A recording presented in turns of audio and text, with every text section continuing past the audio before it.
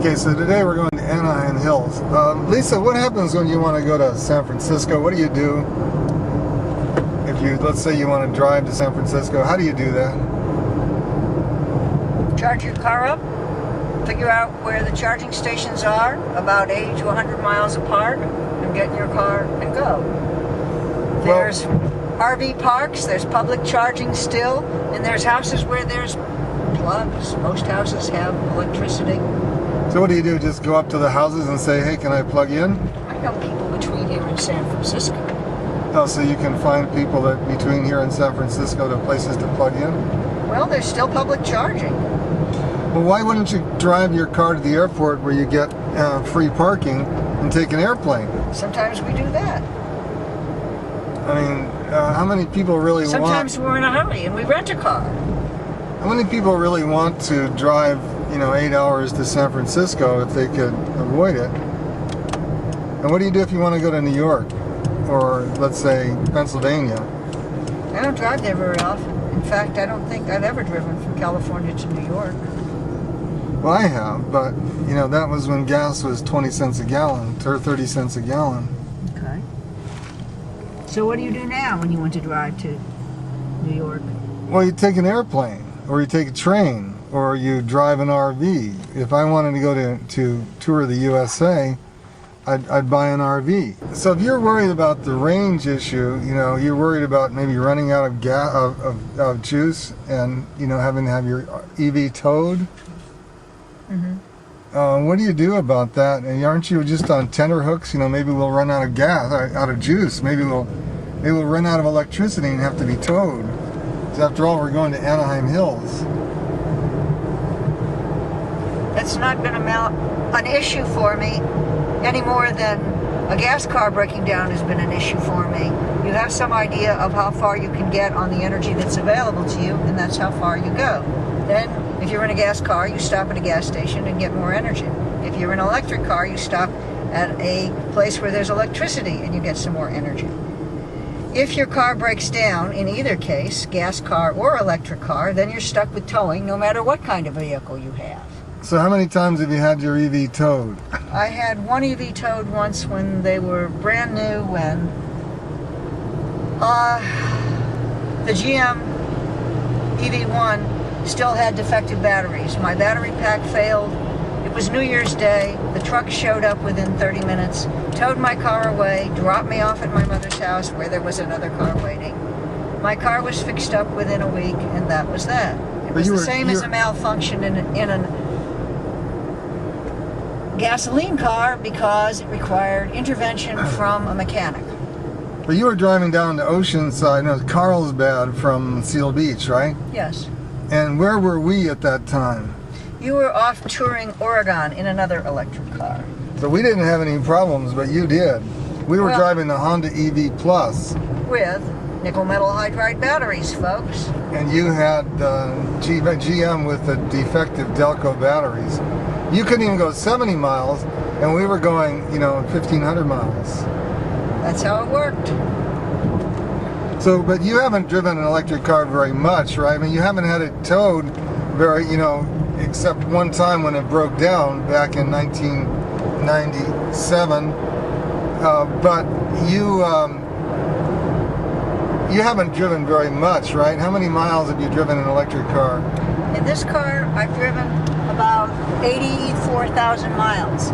In my other electric car, I drove about 27,000 miles, maybe more. Yeah, I drove over 3 years. It was probably closer to 40. So I know I've driven at least 110,000 miles in an electric car in the last 6 years. So 110,000 miles in an electric car, but electric cars can't go very far. How could you drive 100,000 miles in an electric car? Every day, you get in your car and you go where you're going, to work or to visit your mother or to see your friends or to go shopping or wherever it is you go in California. Well, what if you want to go to Alaska? So far, I haven't come up against that, and I suspect if I want to go to Alaska, I wouldn't want to go there in my Camry either. What if you want to go to Las Vegas to gamble? Forget it. I don't. Well, how would you take an electric car to go to Las Vegas? Same way you take an electric car anywhere else. Figure out where there's electricity and charge it there if you want to charge it there. Have you People ever hate done the that? idea of having to stop. We live in a society where distance is regarded as a huge barrier. The electric car, if you drive it long distance, does change your attitude about that, because periodically, if you want energy, you stop your car. You have lunch, you read a book, you take a nap, you go to a movie, you go shopping, and then you're on your way again. It's a different kind of a way of thinking. If you don't want to do that, get in your gas car, get in your airplane, or do whatever else you were doing beforehand. There's plenty of that to go around. What about people that only have one car? Some people only have one car and they want to go to Alaska. Then they probably shouldn't have an electric car if they want to be driving back and forth to Alaska. How many people fall into that category? Well, I don't know. There must be scads. That's the big argument against electric cars. And if you wanted to drive to Alaska, you couldn't do it with your electric car. You'd have to use your gas car. So how many people have more than one car per household? In California, quite a few. What about all those poor people that need to drive to work? They would love an electric car if they could get it. What's good about an electric car driving to work? An electric car driving to work? Well, first of all, the energy that you need to drive to work is a whole lot cheaper than the energy with gas, even at $3 a gallon. Secondly, the repairs you're going to end up on and equipment you're going to have to end up putting on your car is a lot less, again, than a gas car. So it will cost you less if you can get an electric car to drive on the long run. You front load your expenses, that is, you buy equipment that costs somewhat more, but then the overall costs for energy and maintenance are a lot less. So what do you do with the money you save? You don't buy gasoline. What would you do with it? Whatever you like to do with your money. Why wouldn't you buy a solar system for your roof? You could pay for that. That would be a good investment. How long did it take you to pay for your solar system for money you avoided buying gas with? I figure it took about 3 years.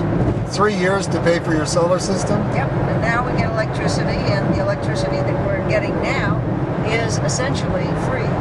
Free electricity. Because we've already paid for the equipment, and now the electricity comes to us from our roof. We own it. What about maintenance? Don't you have to pay for maintenance for your... And fuel. What about the fuel costs for your electric solar power?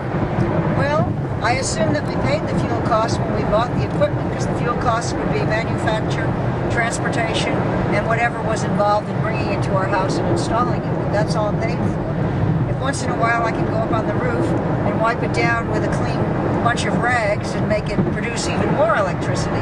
But other than that, the rain will wash it off, and it pretty much takes care of itself. We've had it for, gosh, we bought the equipment 8 years ago, and it's been fully installed for 7.5 and producing power. So you basically have gotten 5 years of free electric since you paid for the system.